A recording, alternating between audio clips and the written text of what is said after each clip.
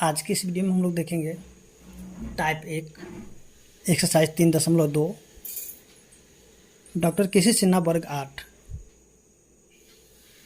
इसका जो हमने एक्सरसाइज 3.1 की जितने भी प्रश्न है यानी कि टाइप 1 टाइप 2 सभी को हल कर लिए हैं। अगर आपने देखे तो आपको लिंक इसी वीडियो के डिस्क्रिप्शन में मिल जाएगा और साथ में इसका बेसिक वीडियो भी है वर्ग और वर्गमूल का अलग अलग, तो आप उसको भी देख ले, तभी आपको यहाँ जो एक्सरसाइज 3.1 3.2 या फिर आगे की जो भी एक्सरसाइज 3.3 वो सभी जो है आसान तरीके से समझ में आ जाएंगे। तो देखिए यहाँ पे जो 3.2 का टाइप 1 है, तो आप यहाँ पे देखिएगा जो कि प्रश्न नीचे दिया गया है, या फिर आप यहाँ भी देखिए प्रश्न, जैसे कि आप देखेंगे यहाँ पे देखिए यहाँ पे जो हमें क्या करना, रिक्त स्थानों को भरना है, जैसे कि आप यहाँ पे देख रहे हैं।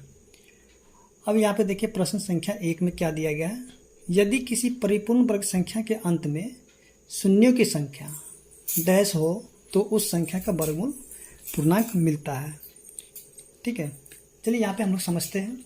देखिए जैसे कि हम लोग यहाँ पे देखेंगे कि चलिए यहाँ पे हम लोग कर लेते हैं 400। ठीक है, 400, क्या हम लोग 400 का वर्गमूल कर सकते हैं? तो बिल्कुल कर सकते हैं। देखिए यहाँ पे 400 का अगर हम लोग वर्गमूल करेंगे तो यहाँ पे 20 आ जाएगा। अब देखिए यहाँ पे शून्यों की संख्या, देखिए शून्यों की संख्या यहाँ पे सम है। ठीक है, शून्यों की संख्या सम है, इसलिए हम इसका वर्गमूल कर सकते हैं। अब यहाँ पे हम लोग फिर से देखते हैं एक संख्या और लेकर के, जैसे यहाँ पे देखते हैं 4000, क्या इसका हम लोग पूरा वर्गमूल कर सकते हैं? देखिए इसका हम लोग पूरा वर्गमूल नहीं कर सकते हैं। ठीक है, क्योंकि यहाँ पे शून्य की संख्या कर देखेंगे तो 1 2 3 विषम है। देखिए जब शून्य की संख्या अगर विषम हो जाएगा तो वैसी संख्या का हम लोग पूरा वर्गमूल नहीं कर सकते हैं। तो देखिए यहाँ पे जो प्रश्न में दिया गया था, यदि किसी परिपूर्ण वर्ग संख्या के अंत में शून्य की संख्या डैश हो, तो यहाँ पे देखिए डैश यानी कि अगर सम हो जाएगा, शून्य की संख्या अगर सम हो जाएगा तभी हम उस संख्या का वर्गमूल यानी कि निकाल सकते हैं। ठीक है, तो पहला का आंसर में हो जाएगा सम। यहाँ पे पहला का आंसर क्या हो जाएगा? सम हो जाएगा, क्योंकि यहाँ पे शून्य की संख्या 2 है। 2 क्या है? एक सम संख्या है। यहाँ पे देखिए 1 2 3, 3 क्या है? विषम है, इसलिए शून्य की संख्या यहाँ पे विषम है, इसलिए हम इस संख्या का हम लोग वर्गमूल नहीं कर सकते हैं। इसी प्रकार से इसका जो 2 नंबर प्रश्न है,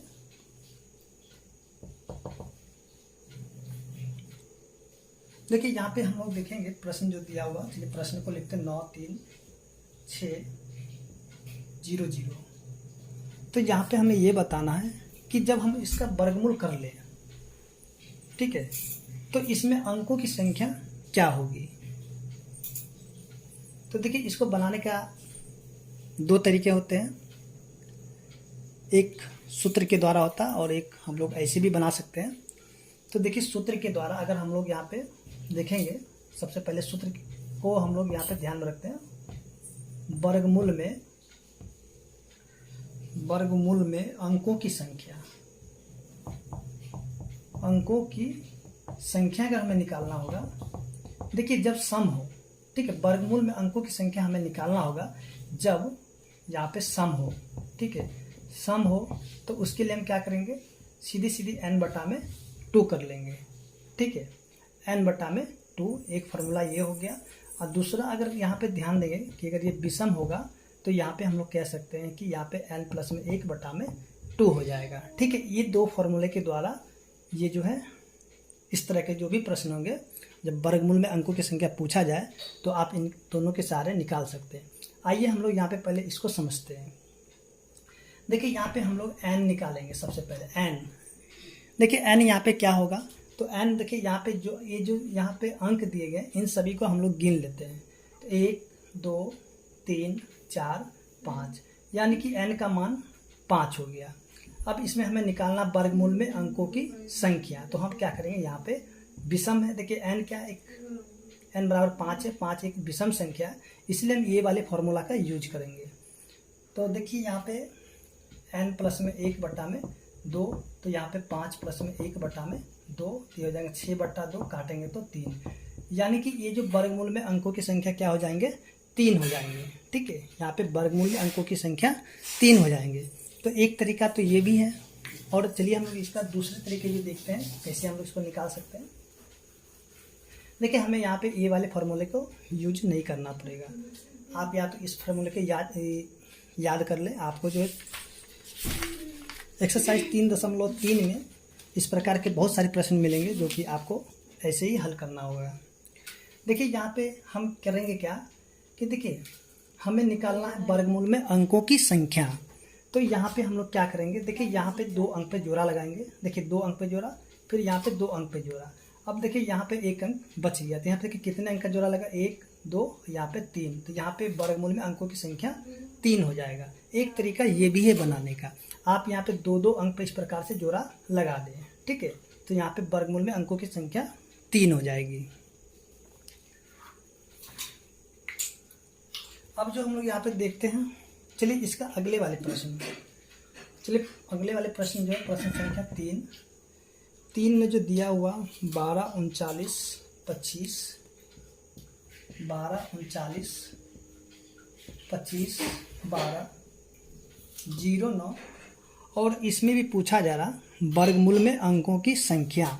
तो देखिए यहाँ पे हम क्या करते हैं, जोड़ा लगा लेते हैं। 1 2 3 4 5। देखिए यहाँ पे 5 जोड़े लग गए हैं, तो इसलिए हम यहाँ पे कह सकते हैं कि वर्गमूल में अंकों की संख्या 5 हो जाएगा, ठीक है। यहाँ पे आप ऐसे करके भर सकते हैं। ये वाले यहाँ पे 3 हो जाएंगे और इसमें 5 हो जाएंगे। चाहे तो आप ये वाले फार्मूला के भी यूज कर सकते हैं, क्योंकि यहाँ पे n का मान हो जाएगा आपका सम हो जाएगा। तो ये वाले फार्मूले से आप इसको हल कर सकते हैं। अब देखिए यहाँ पे जो अगले वाले प्रश्न है, देखिए अगले वाले प्रश्न जो प्रश्न संख्या है 4 में जो दिया हुआ 289, ठीक है। 289 के वर्गमूल में के इकाई स्थान का अंक डैश होगा। देखिए इसका अगर हम लोग वर्गमूल करेंगे तो आइए हम लोग यहाँ पे देखते हैं 289 का वर्गमूल करके। तो जैसा कि हम लोग जानते हैं 289 का वर्गमूल हो जाता है 17। अब देखिए आपसे यहाँ पे कहा जा रहा था कि 289 के वर्गमूल में इकाई के अंक क्या होंगे। तो देखिए यहाँ पे 289 का जो वर्गमूल हो गया 17। अब 17 का इकाई अंक क्या है, 7, यानी कि हम कह सकते हैं यहाँ पे 7 जो होगा खाली जगह में आप इसको भर सकते हैं।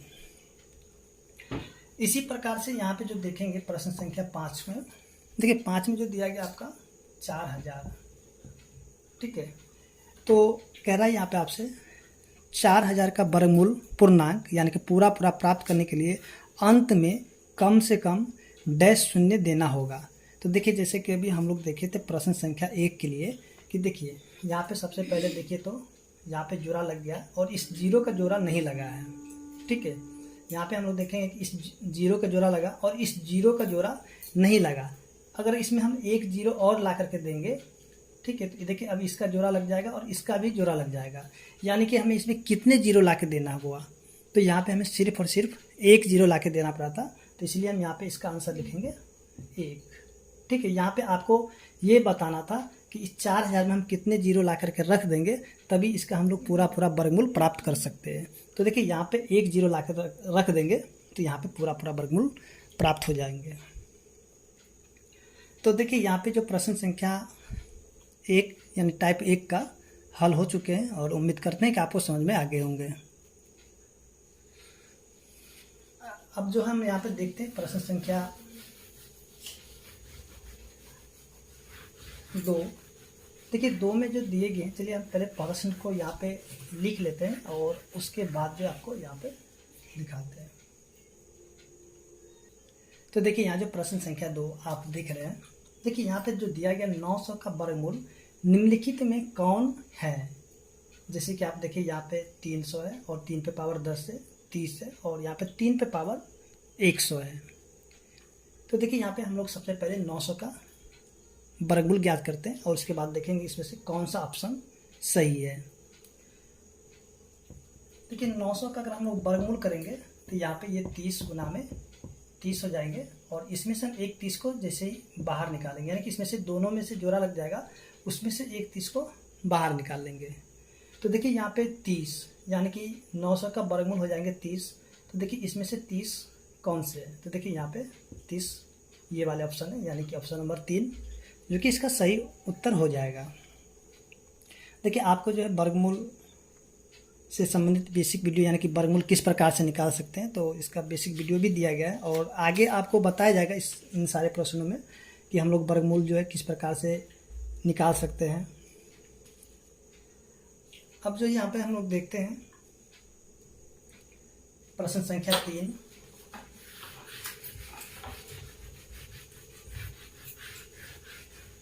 देखिए प्रश्न संख्या 3 में जो हम लोग देखेंगे, देखिए निम्नलिखित संख्याओं के वर्गमूल ज्ञात करने में इकाई की अंक की क्या संभावना है।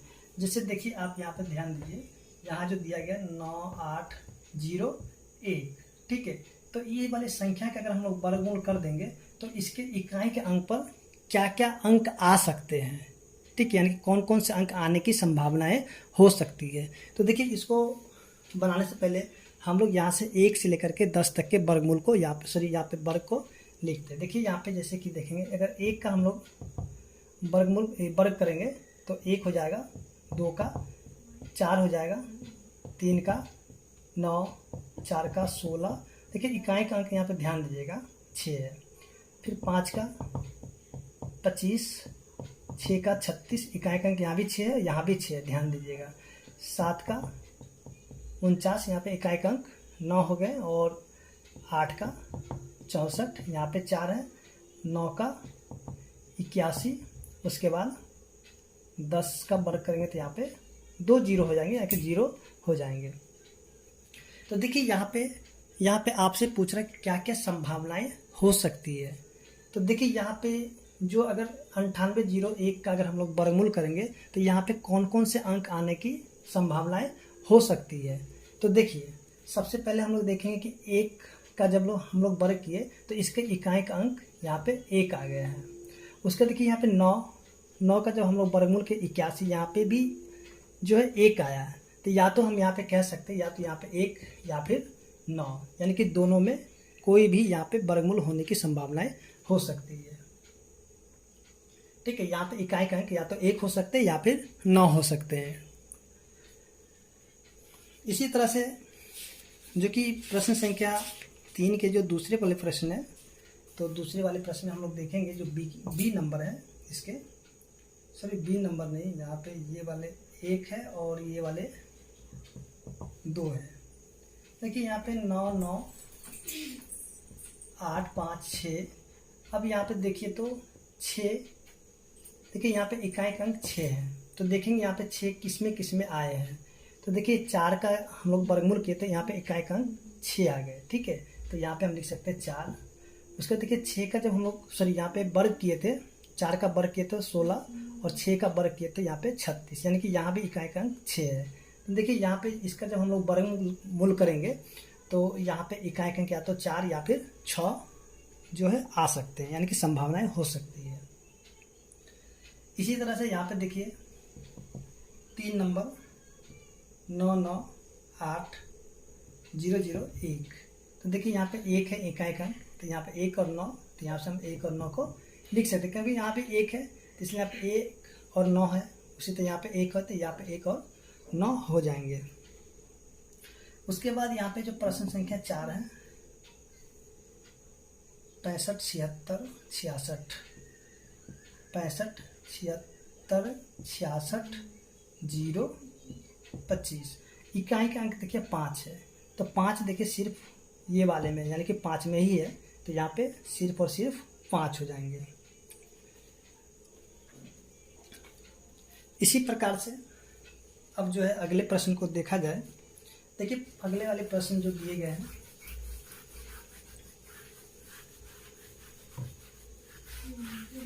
देखिए अगर अगले वाले प्रश्न को यानी कि प्रश्न संख्या 4 जो है इसका हमें वर्गमूल निकालना है। अगर आप जो है इसका 1 से लेकर के 30 तक के वर्ग को याद किए होंगे तो आपसे ये जो प्रश्न बहुत ही आसान तरीके से बन जाएंगे। तो देखिए यहाँ पे जैसे कि प्रश्न संख्या जो 4 है, 4 का 1 यहाँ पे दिए गए हैं 16, ठीक है। तो इसको हम लोग सबसे पहले क्या करते हैं, वर्गमूल के अंदर लिख देते हैं 16, ठीक है। अब देखिए यहाँ पे 16 को हम लोग लिख सकते हैं 4 गुना में 4, ठीक है, या फिर आप इसको अभाज्य गुणनखंड विधि के द्वारा भी कर सकते हैं। देखिए छोटे छोटे यहाँ पे जितने भी नंबर है सभी छोटे छोटे और सभी आपको यहाँ पे याद होगा, अगर 1 से लेकर के 30 तक के वर्ग को याद किए होंगे तब, और नहीं तो आप इसका बेसिक वीडियो देख लें, वहाँ पे आपको समझ में आ जाएंगे। तो देखिए यहाँ पे जो है 16 का वर्गमूल क्या हो जाएगा, देखिए यहाँ पे दोनों का जब जोड़ा लग जाएगा तो इसमें से एक 4 को बाहर निकाल देना होगा, यानी कि इसका आंसर क्या हो जाएगा, 4 हो जाएंगे। अब यहाँ पे जो इसका 2 नंबर प्रश्न है, देखिए 81, ठीक है। तो 81 को सबसे पहले हम लोग वर्गमूल के अंदर रख लेते हैं, और 81 को हम लोग लिख सकते हैं 9 गुना में 9। देखिए इन दोनों का जोड़ा लग गया तो इसमें से एक 9 को बाहर निकाल लेंगे। अब देखिए यहाँ पे ये 3 नंबर प्रश्न है 225, तो इसको हम लोग लिखेंगे 225 को वर्गमूल के अंदर, फिर से यहाँ पे 15 गुना में 15, और यहाँ से देखिए जोड़ा लगा करके इसमें से एक 15 को निकाल देना होगा, यानी कि 225 का वर्गमूल हो जाएगा 15। 4 नंबर को देखिए 169, तो देखिए यहाँ पे 169 को हम लोग लिखेंगे वर्गमूल के अंदर, और ये हो जाएंगे 13 गुना में 13, तो यहाँ पे हम लोग लिख सकते हैं 13। देखिए आप 1 से लेकर के 30 तक के वर्ग को अगर याद कीजिएगा तो ये वाले प्रश्न आपसे ऐसे ही बन जाएगा, आपको यहाँ पे जो है अभाज्य गुणनखंड नहीं करने पड़ेंगे, और डायरेक्ट भी आप ऐसे बना सकते हैं। इसी प्रकार से अगर हम लोग देखेंगे प्रश्न संख्या 5 को, देखिए यहाँ पे 64 दिया गया है, तो सबसे पहले वर्गमूल के अंदर 64, और इस 64 को हम लोग लिखेंगे 8 गुना में 8। अब इन दोनों 8 में से देखिए दोनों का जोड़ा लगा कर करें, यहाँ से एक 8 को बाहर निकाल देना होगा। 6 नंबर प्रश्न को देखिए यहाँ पे दिया 256, तो इसको अगर हम लोग वर्गमूल के अंदर रख देंगे, ठीक है, तो ये हो जाएंगे 256, यानी कि 16 गुना में 16, और इसमें से दोनों 16 में से एक 16 को निकाल देंगे बाहर। इसी प्रकार से हम लोग जो इसके अगले प्रश्न है 7 नंबर 8 नंबर, यानी कि जितने भी प्रश्न हैं,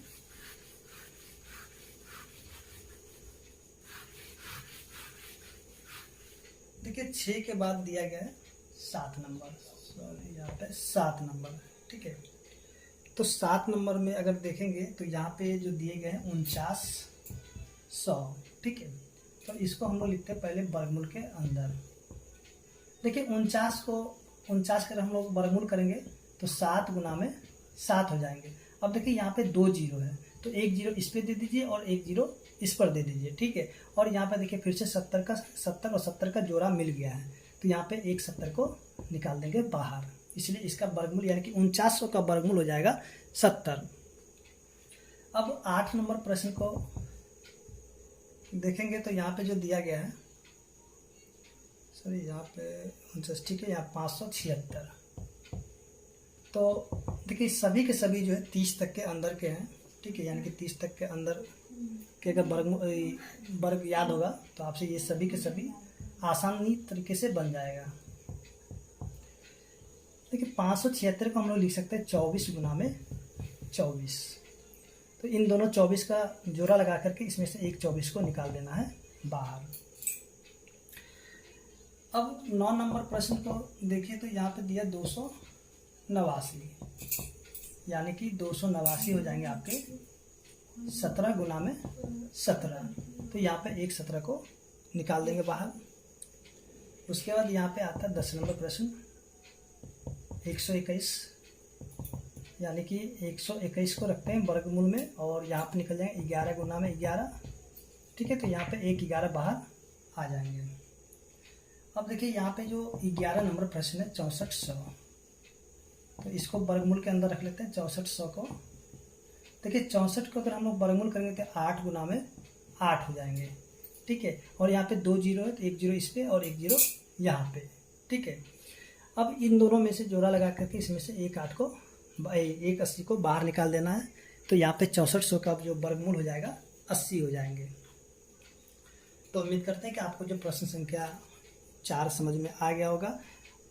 अब देखिए यहाँ जो प्रश्न संख्या 5 इसी प्रकार से दिए गए हैं जैसे कि हमने अभी बनाया था इसको 4 नंबर को।